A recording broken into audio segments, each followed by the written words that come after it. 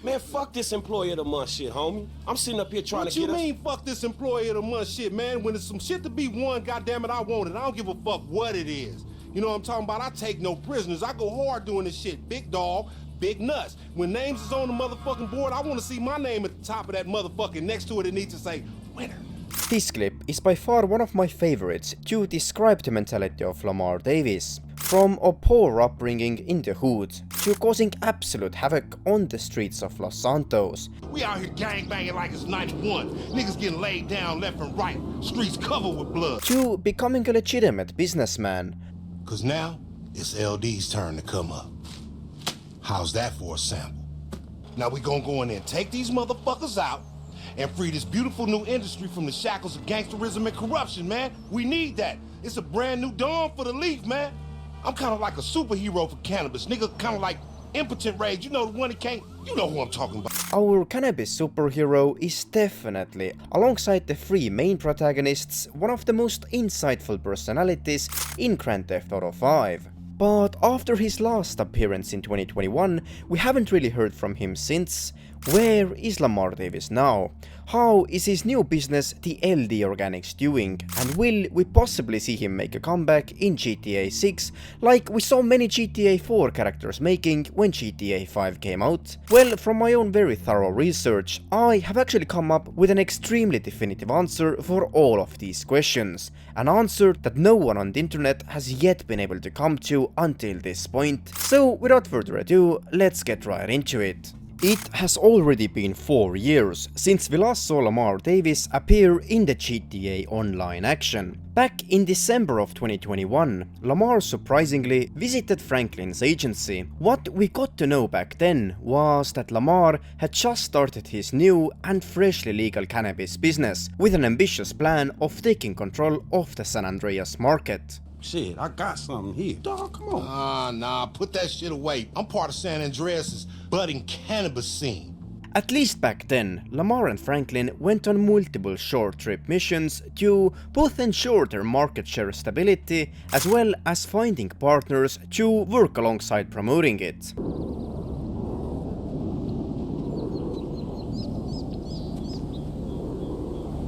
You fucking with me, right? Nothing's final. It also has to get signed off by marketing and go through legal, but what we end up with is gonna be pretty close. Come on, man. I'm the LD and LD Organics. I am the brand. Without me, all you got is weed and some Epsilon alien looking fake ass lifeguard. Come on, look.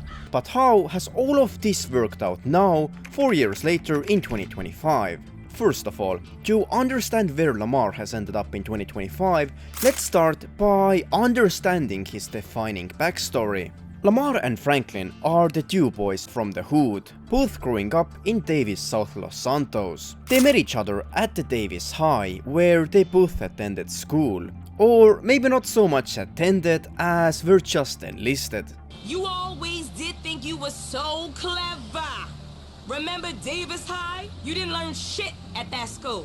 From the moment they met, they became quite an inseparable duo. In Lamar's own words, even earning the nicknames Lanky and Fatty. It was at school, motherfucker. Davis High.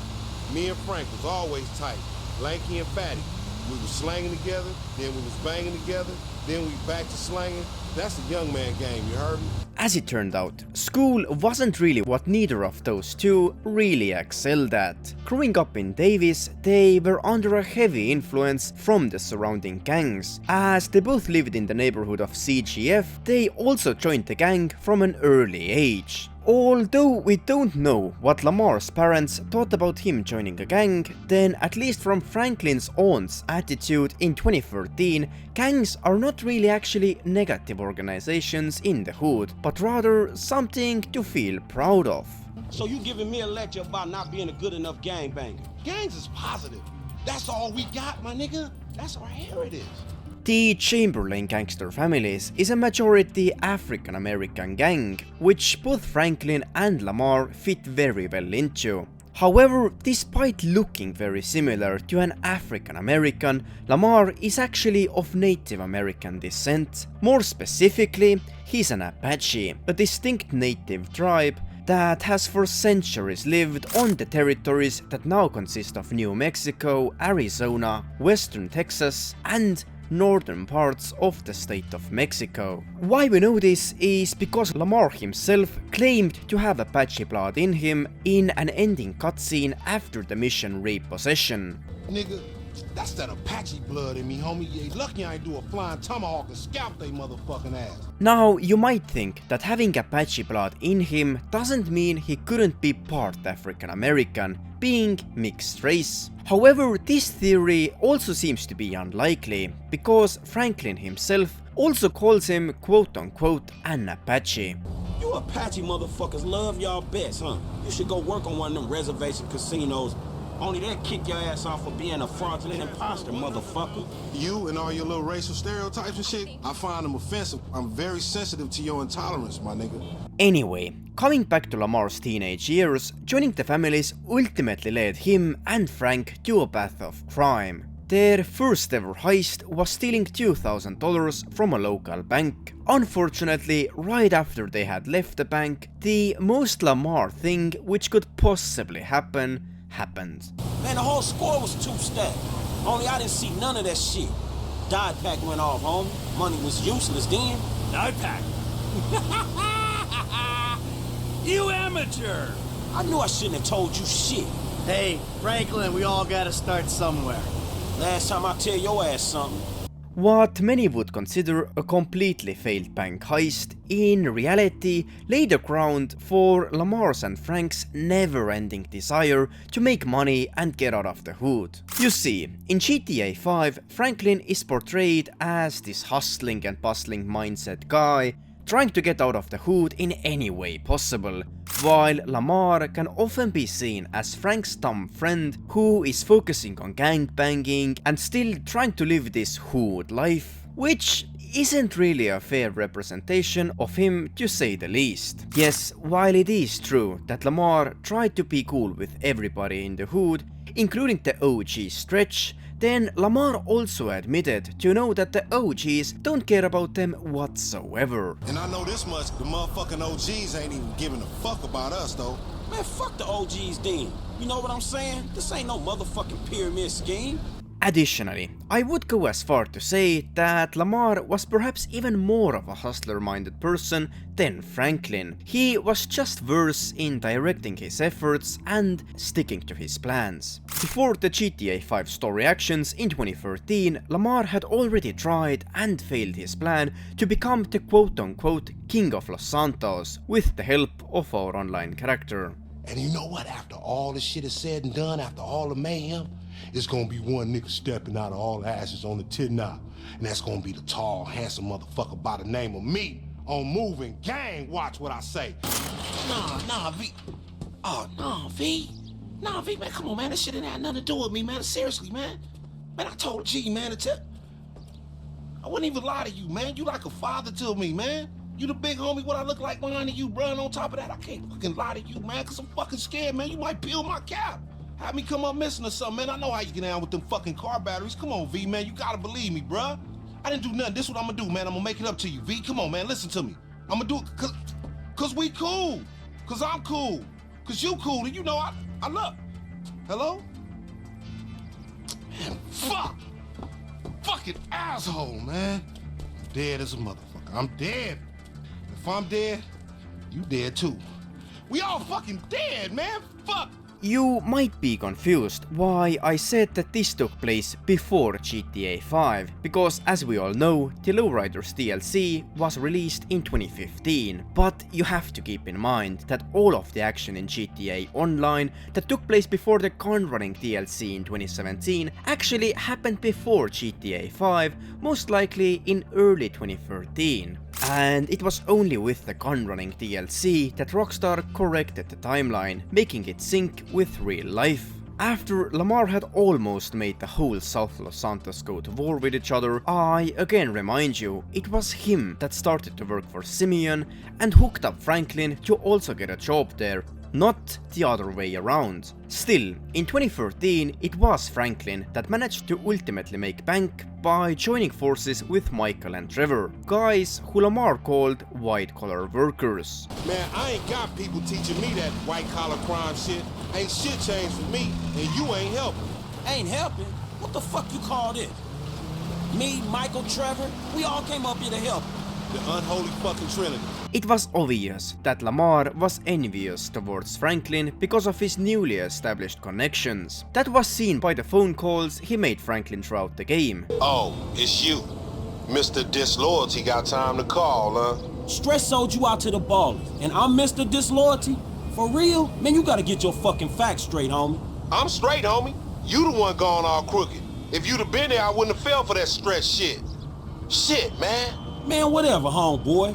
Don't let them fools come at you again, dawg. I might not get word next time. Whatever, nigga. I gotta go.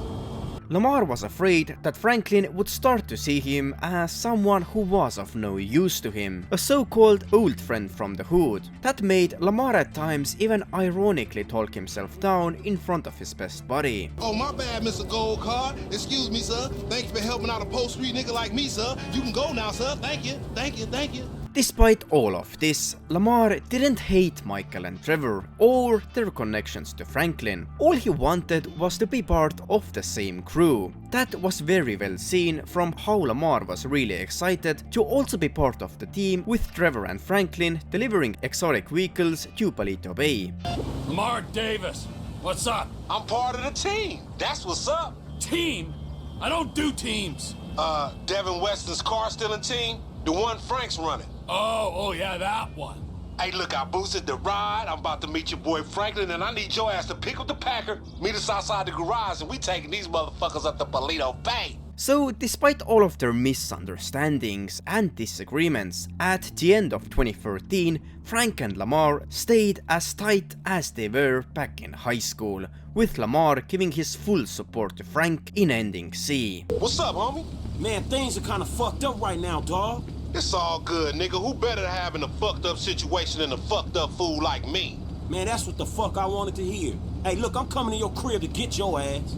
I'm here. Then we don't hear from Lamar for literally 8 whole years, until our online character meets Franklin for the very first time in 2021. And as these two always come as a package, there was no way we would not also reconnect with Lamar. It was then that Lamar showed us his new and creative cannabis business after it had just been legalized in the state of San Andreas. Remind you, while Franklin got rich all the way back in 2013, then by the looks of it, Lamar hadn't yet had the same sort of a breakthrough, at least to the same extent. That's why in 2021 we could see him very passionately try and scale his new cannabis empire. And this was really a whatever it takes mentality. Whether it was proposing the idea to peak time celebrities like Dr. Dre. Hold the fuck up, nigga.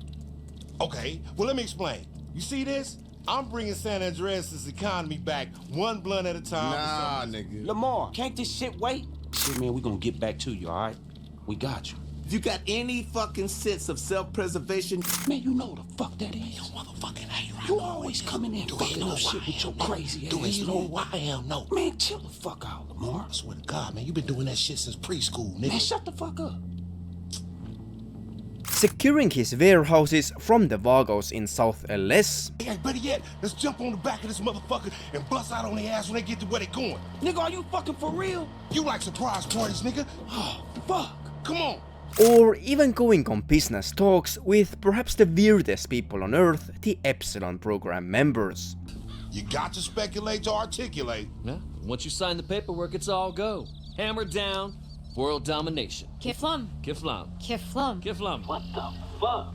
This is yet again further proof that Lamar had that hustler mindset inside him and would not give up so easily after some failed incidents. I'm only talking about this because this will lead us to the conclusion of where Lamar might be standing now in 2025 and how well has LD Organics managed to scale itself. So what have we agreed to know about Lamar to this point? We know that he is still best friends with Franklin, even a partner of sorts. We know that he has always had a hustler mindset inside him, despite at times portraying himself as a dumb motherfucker. We also witnessed that he will go out of his way to make this business finally work for himself. So from the looks of it, it would be most likely that LD Organics is up and running itself, right? Well, all of this is only an assumption, something we can all speculate, but from which we cannot accumulate. See what I did here? Luckily, there is one very specific detail that confirms the reality of LD Organics for us. It's a detail that I have been completely avoiding up to this point, so for the ones who have stuck here for so long, you will also get the ultimate answer. Let's go back to the Devin Weston car collection delivery mission back in 2013. When Lamar, Trevor and Frank all drove the truck towards Palito Bay, Franklin decided to get some rest. Shit, if you alright driving, I'ma catch up on some sleep. Go for it. It's alright being the boss. Meant to be running things, but this fool's sleep. Yeah, I'll be asleep and your ass stop talking, nigga. This caused the rare occasion of Trevor and Lamar having a dialogue between only the two of them. At one point, however, Lamar started talking about Franklin and his ambitions. Never enough for him, man. Didn't want to be a soldier, wanted to be the general. Didn't want to be a slanger, wanted to be the CEO. Running franchises and shit. Who franchising in the drug game? Trevor Phillips Industries is who. Who they?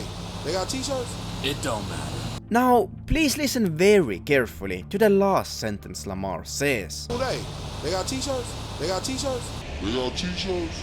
So, Lamar says Franklin wanted to quote-unquote franchise the drug games, asking Trevor who does that, and Trevor replies with Trevor Phillips Industries is who, and then Lamar asks if this company has t-shirts. They got t-shirts? So, in Lamar's own head, a company that has franchised and scaled itself to be a successful company, they most likely also have shirts of their own brand. And now, coming back to 2025, Rockstar actually added an LD Organics branded jersey to the wardrobe of every player who had purchased the GTA Plus subscription. This is an extremely subtle hint by Rockstar Games that ultimately confirms LD Organics' successful existence to this day. Such a little hint has yet to be seen by anyone on the internet. However, from my own research, I was able to come across this detail. And for anyone saying that this is just a coincidence and doesn't mean anything,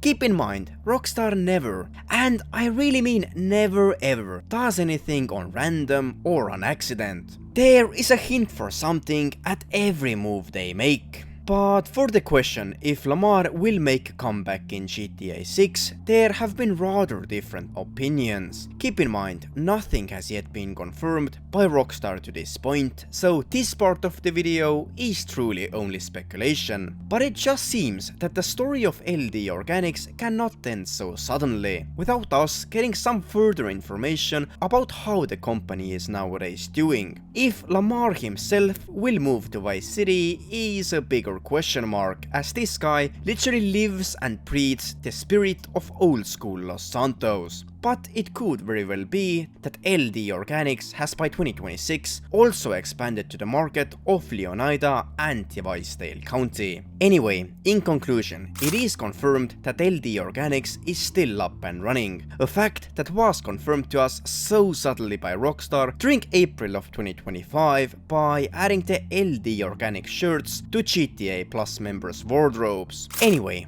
thank you so much for watching, and I'll see you guys in the next one.